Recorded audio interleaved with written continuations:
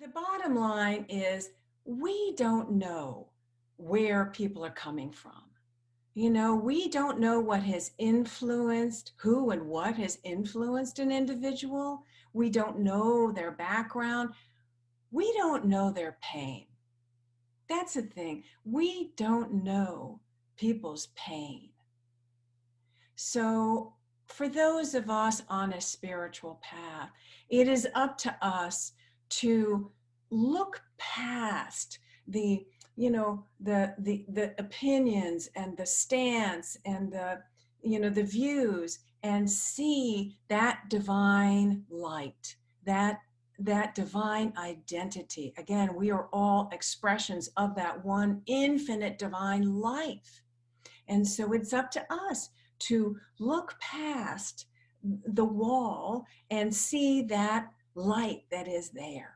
It's kind of like the story of the Golden Buddha. You heard the story of the Golden Buddha? Um, Somewhere in Thailand in like the 13th or 14th century, they fashioned a giant Buddha out of pure gold.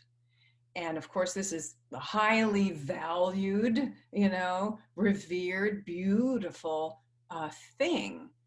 But after some time, they had to actually cover it up with plaster to hide it from invading forces.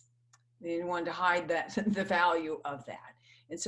And then they kept it. They kept the plaster over the Buddha. And then years went on and people kind of forgot about it. Centuries went by and the Buddha was just a minor figure. It just, kind of went unnoticed until a monk came to meditate at the foot of this Buddha. And before he closed his eyes, the sun had just hit at the right angle onto the Buddha, and there was a glint, a glimmer of golden light that hit his eye. And of course he was, fascinated and went up to find out what that was. And he saw that there was a small crack in the plaster, and he could see the gold material underneath. Well, he was very excited, of course. So he invited all of his monk buddies to come down, and they, carefully removed all of the plaster from the golden Buddha. And there it was, this giant, pure gold Buddha. And so now it is sitting in this gorgeous temple, a place of honor in Bangkok. You can see the pictures of it online. It's just takes your breath away.